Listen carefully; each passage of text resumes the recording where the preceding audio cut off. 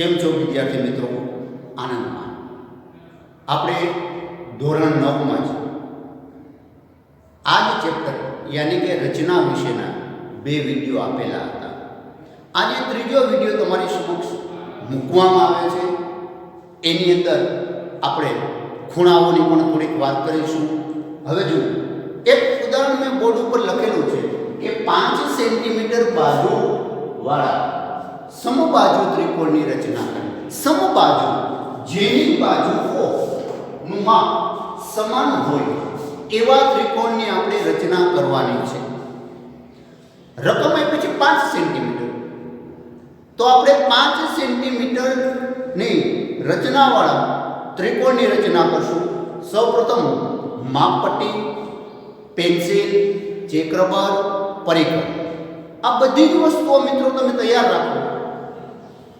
આપણે 5 સેન્ટીમીટરનો ત્રિકોણ દોરવો છે. સૌપ્રથમ 5 સેન્ટીમીટરનો એક રેખાખંડ દોરો. જુઓ મિત્રો, હું લઉં છું 5 સેન્ટીમીટર.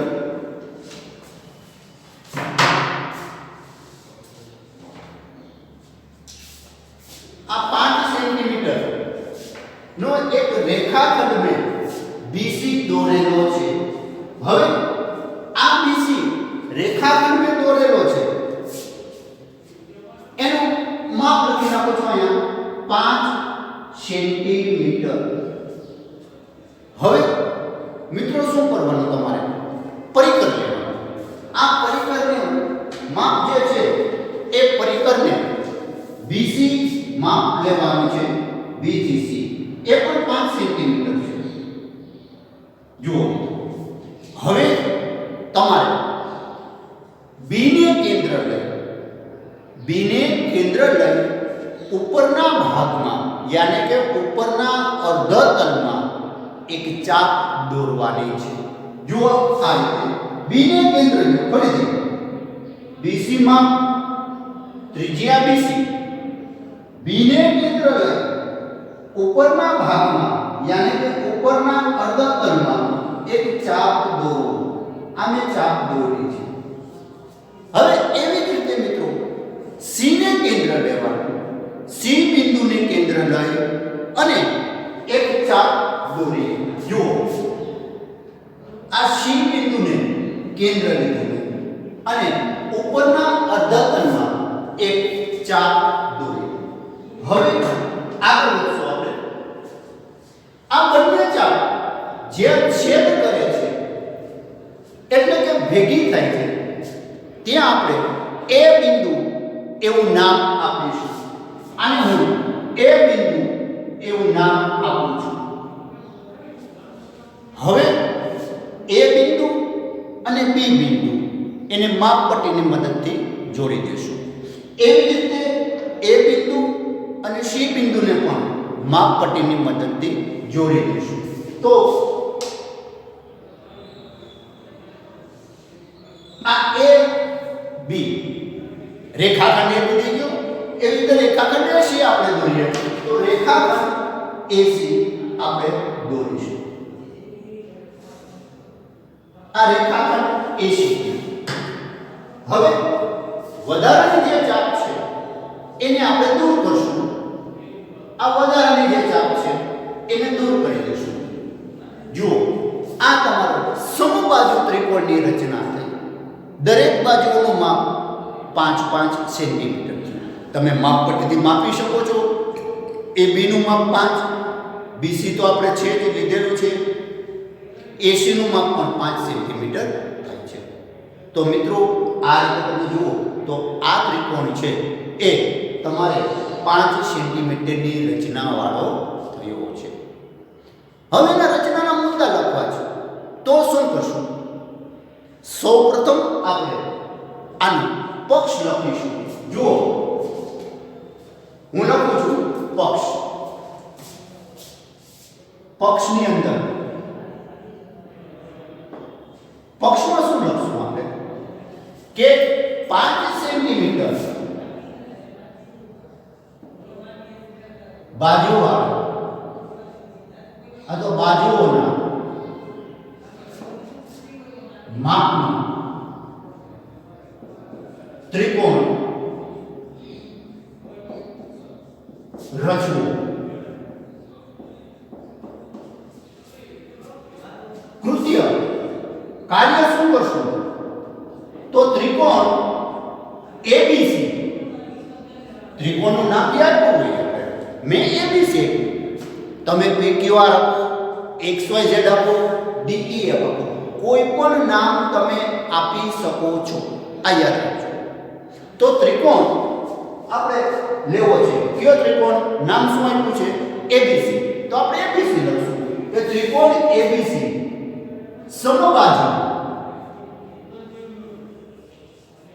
સમબાજુ રચવો. હવે મિત્રો આગળ આપણે મુદ્દાઓ રચનાના મુદ્દાઓ. હવે જો રચનાના મુદ્દાઓમાં સૌપ્રથમ મુદ્દો કયો આવશે? તમે જ કહો. સૌપ્રથમ મુદ્દો આપણે શું કર્યું છે? જે પહેલું કાર્ય શું કર્યું આપણે? રેખાખંડ દોરેલો. તો પહેલો મુદ્દો આપણો એવો આવશે કે 5 અથવા BC બરાબર 5 સેન્ટીમીટર રચનાનો રેખાખંડ દોરવો. 5 સેન્ટીમીટર. પછીનો મુદ્દો રેખાખંડ BC માપની ત્રિજ્યા લે. રેખાખંડ BC માપની ત્રિજ્યા લે. જો આપણે આટલી ત્રિજ્યા લીધી હતી ને મિત્રો, આ ત્રિજ્યા લીધી હતી. તો રેખાખંડ BC માપની ત્રિજ્યા લઈ B ને કેન્દ્ર લઈ ઉપરના અર્ધા તલમાં એક ચાપ દોરો. આગળનો મુદ્દો એ જ રીતે C ને કેન્દ્ર લઈ, C બિંદુને કેન્દ્ર લઈ ઉપરના અર્ધા તલમાં ચાપ દોરો. નેક્સ્ટ બિંદુ A અને બિંદુ B તેમજ બિંદુ A અને બિંદુ C ને માપપટ્ટીની મદદથી જોડો.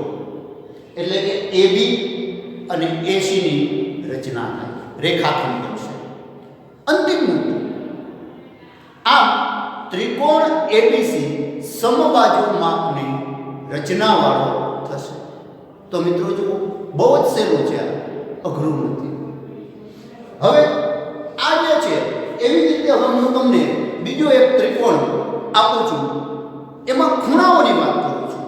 હા, આ જ માપનું છે એ નેક્સ્ટ બીજા વિડીયોમાં હું તમને આના વિશે પણ પાછો એક વધારાનો દાખલો પણ આપીશ અને શીખવાડીશ. એની પણ ચિંતા ન કરતા કે સર અમને આ નથી આવડતું. ચિંતા ન કરો, આના પછીનો વિડીયો આવશે ને એમાં પણ આવા જ માપનો એક તમને હું એક દાખલો શીખવાડીશ. તો અત્યારે મિત્રો એક બીજો દાખલો આપણે લઈએ કે જે ખૂણાઓ અને બાજુઓનું માપ છે.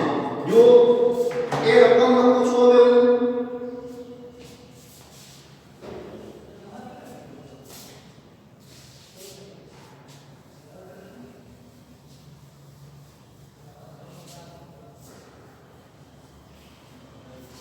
હવે બીજો આપણે દાખલો લખીએ. એમાં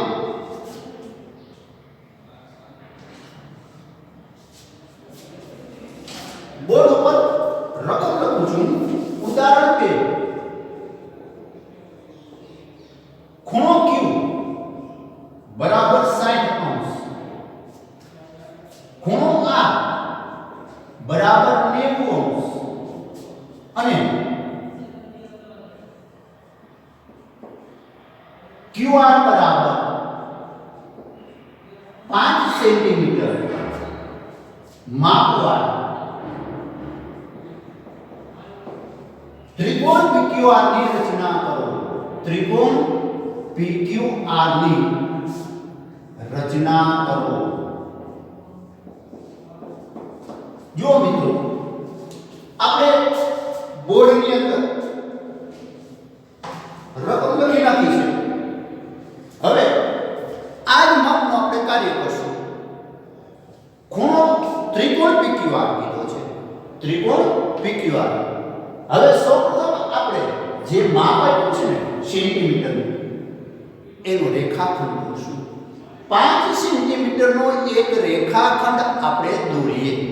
જો અહીંયા 5 સેન્ટીમીટરનો હું રેખાખંડ દોરું છું, એ ધ્યાન રાખજો.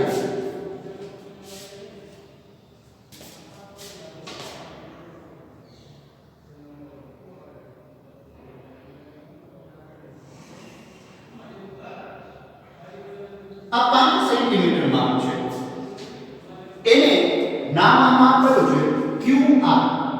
તો આપણે લખશું QR. આ QR માપ 5 સેન્ટીમીટર. અહીંયા લખવાનું 5 સેન્ટીમીટર. ચાલો મિત્રો, આ કાર્ય પૂર્ણ થયું. હવે બીજું શું કીધું છે? ખૂણો Q 60, એટલે આ બાજુ 60, ખૂણો R 90, અહીંયા 90.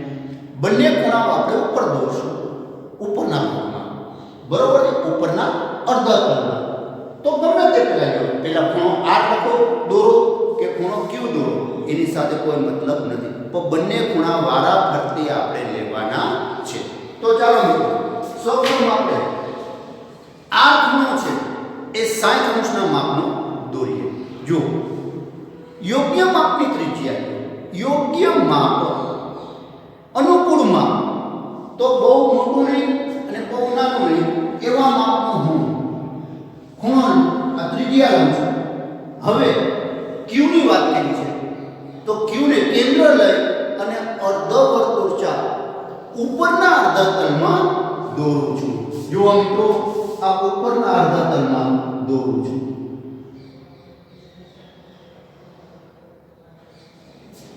હવે અહીંથી કેન્દ્ર લઈ અને આ અર્ધવર્તુળ ચાપ ઉપર એક બીજી ચાપ દોરીશ.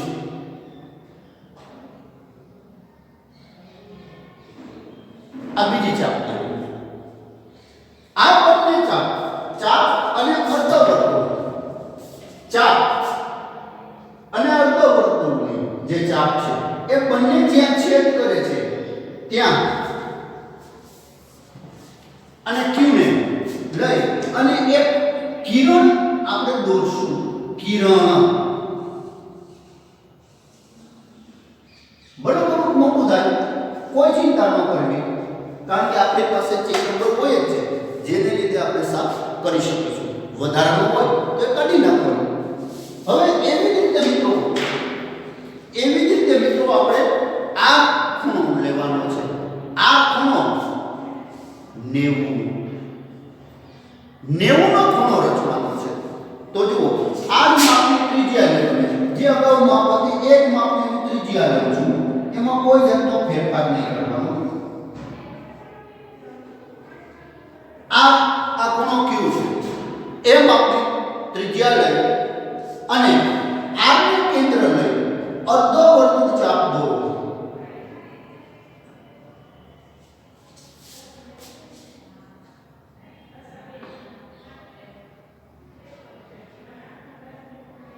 આ અર્ધવર્તુળ ચાપ મેં અહીંયા દોરી છે.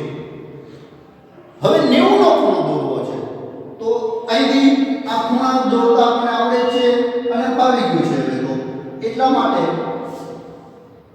આ બંને 60 ના માપના ખૂણા લઉં છું. જુઓ મિત્રો, આ 60, બીજા 60 એટલે 120.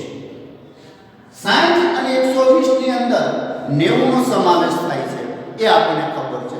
તો મિત્રો, અહીંથી એક ચાપ લેશું, બીજી ચાપ અહીંથી આપણે લેશું, એટલે પહેલા અહીંયા કેન્દ્ર લેશું, પછી અહીંયા કેન્દ્ર, અને બંને ચાપ છે એ ઉપરના ભાગમાં દોરીશું.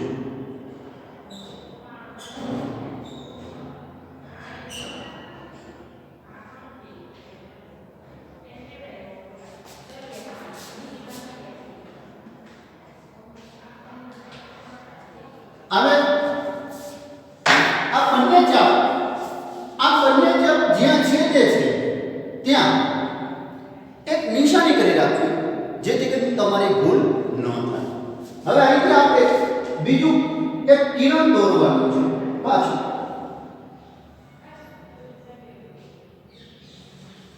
આ કિરણ દોરશું, થોડું મોટું ભલે કરવું પડે. આ મેં અહીંયા કિરણની રચના કરી છે. હવે એવી જ રીતે આને પણ થોડુંક લંબાવી દઉં છું. જો જુઓ મિત્રો,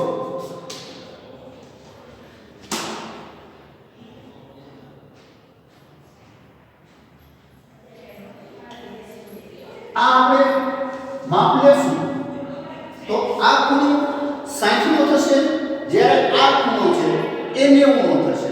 તમે કોણ માપકથી આ બંને ખૂણા માપી જુઓ તો મિત્રો એ 60 અને 90 ચોક્કસ થશે. આ 90 થઈ ગયું, યાની કે આ ખૂણો બને છે એટલે આપણે અહીંયા નિશાની કરી દઈશું જેથી કરીને કોઈ મુશ્કેલી ના આવે. હવે મિત્રો શું કરવું, આગળ જુઓ તમે એમાં તો આની અંદર આપણી રચના પૂર્ણ થઈ છે, રચના થઈ ગઈ છે. હવે મિત્રો રચનાના મુદ્દા લખવા છે. રચનાના મુદ્દાઓને તો મિત્રો તમને ખબર જ છે, છતાં પણ તમને આના વિશેની માહિતી આપી દઉં કે સૌપ્રથમ તમારે પક્ષ લખવાનો. પક્ષની અંદર શું કરવું, પક્ષની અંદર આ જે છે આટલું લખવાનું.